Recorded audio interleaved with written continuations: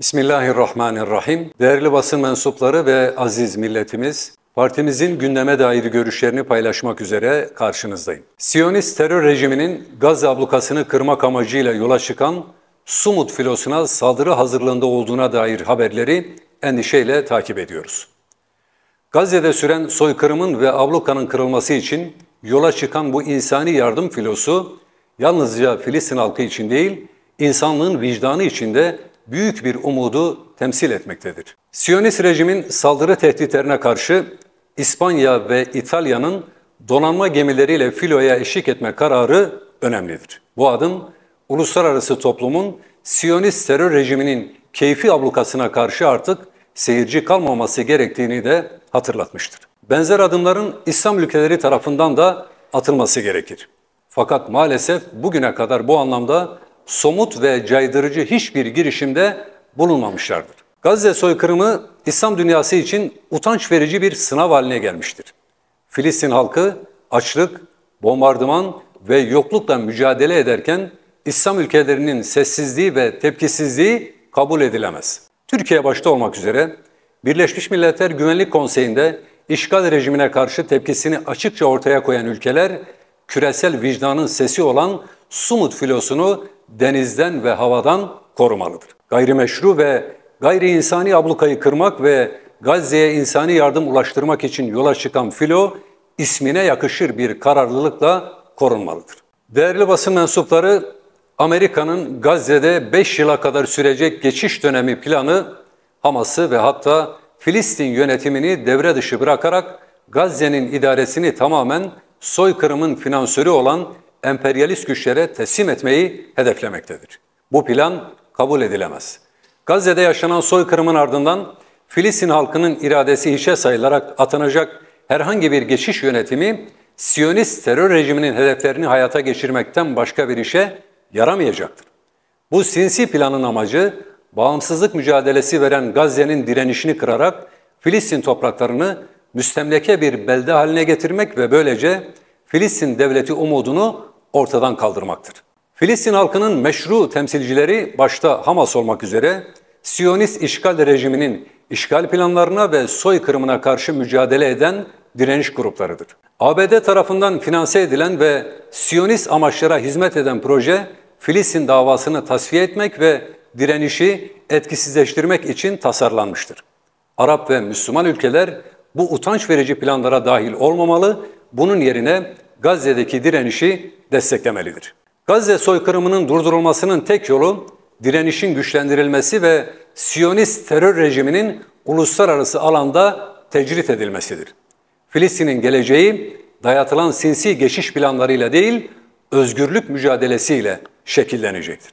Birleşmiş Milletler Genel Kurulu'nda birçok ülke liderinin Gazze'de devam eden insanlık krizine dikkat çekmesi, 21. yüzyılın en büyük soykırımının derhal durdurulması ve bağımsız Filistin devletinin kurulması çağrısında bulunması önemlidir. Ancak bu çağrılar ne yazık ki hala somut adımlara dönüşmemiş ve soyut beyanlar olarak kalmıştır. Gazze'de katliamlar ve işgal kesintisiz devam etmektedir. İşgalci Siyonist rejimin sözde Başbakanı Netanyahu'nun Birleşmiş Milletler Kürsüsü'nde konuşturulması, uluslararası toplumun geldiği vahim noktayı gözler önüne sermektedir. Soykırımın durdurulması amaçlanıyorsa yapılması gereken bu rejimin Birleşmiş Milletler'den atılmasıdır. Katliam emri veren, savaş suçları işleyen bir terör örgütünün elebaşının Birleşmiş Milletler'de söz hakkı bulması insanlık adına utanç vericidir. Birleşmiş Milletler artık Amerika'nın bir aparatı haline gelmiş ve dünya halklarının güvenini kaybetmiştir. Kendi personelini, kurumlarını ve yardım çalışanlarını bile koruyamayan bir yapı mazlum halklara nasıl güven verebilir? Bu nedenle Birleşmiş Milletler'in yapısının köklü bir şekilde revize edilmesi, veto sisteminin kaldırılması ve adalet merkezli bir düzenin inşa edilmesi zorunludur. Dünya 5'ten büyüktür sözü artık hayata geçirilmeli. Dünya milletleri Siyonist rejime meşruiyet kazandıran uluslararası platformlara karşı ortak tavır almalıdır. Aksi halde Birleşmiş Milletler insanlık vicdanında iflas etmiş bir kurum olarak tarihe geçecektir. Türkiye'nin Amerika ile imzaladığı gaz anlaşması enerji arz güvenliği açısından atılan önemli bir adım olmakla birlikte Türkiye'nin asıl önceliği komşu ülkelerle kalıcı ve karşılıklı faydaya dayalı bir enerji işbirliği tesis etmek olmalıdır. Bölgesel enerji denkleminde dış aktörlerin siyasi şantaj ve baskı araçlarına bağımlı kalmak uzun vadede Türkiye'nin stratejik çıkarlarını zedeleyecektir. Bu nedenle Ankara, komşu ülkelerle doğrudan müzakereleri hızlandırmalı, ortak altyapı ve enerji projeleri geliştirerek bölgesel dayanışmayı güçlendirmelidir. Türkiye'nin çıkarı, bölge ülkeleriyle kurulacak dengeli ve karşılıklı güvene dayalı ilişkilerde dış baskılara karşı ortak tavır alacak bir enerji diplomasisi inşa etmektir.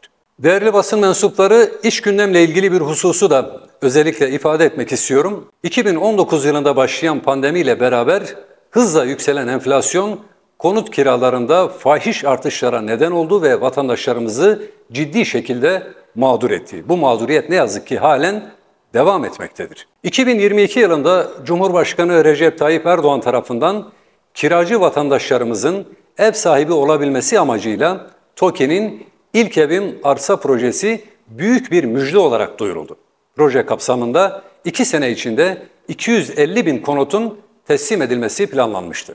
Ne var ki 6 Şubat depremiyle beraber tüm planlar bozuldu. Hükümet 11 ilimizi sarsan depremin yaralarını sarabilmek için bazı projeleri erteledi ve deprem bölgesine öncelik verildi. Depremin yaraları tam anlamıyla sarılamamış olsa da TOKİ'den hak sahipliği kazanan vatandaşlarımızın mağduriyetleri giderilmeli ve konutların teslimi için çalışmalar hızlandırılmalıdır. Öte yandan henüz inşaatı başlamamış ya da yeni başlanacak olan projeler için ön peşinat ve taksit ödemelerinin başlatılması da ayrı bir mağduriyet nedenidir. TOKİ taksit ödemeleri önceki yıllarda olduğu gibi hak sahipleri evlerine yerleştikten sonra başlatılmalıdır.